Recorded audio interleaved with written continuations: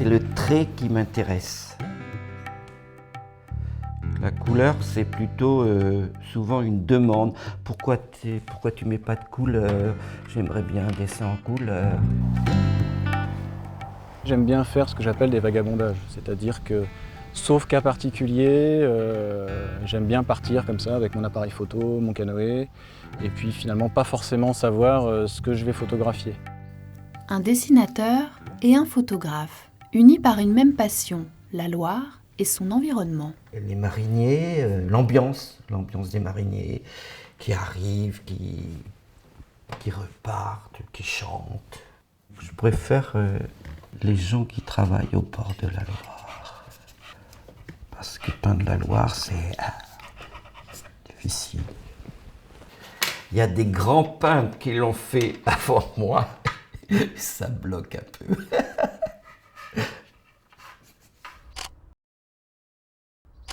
Moi, ce que j'aime bien, c'est tôt le matin, tard le soir, donc des ambiances très intimistes, plutôt douces, hein, même si le soir, les couchers de soleil peuvent être quand même assez violents, finalement, assez enflammés.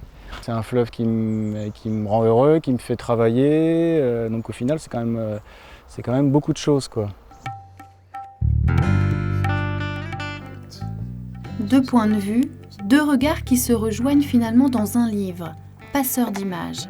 Un ouvrage où les photos de Jean-François et les dessins de Guy se répondent, s'opposent ou s'entrecroisent pour mieux fusionner.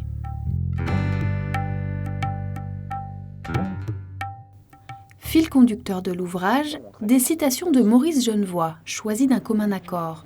Jean-François ensuite impose ses photos, Guy n'a plus qu'à prendre ses pinceaux et travailler.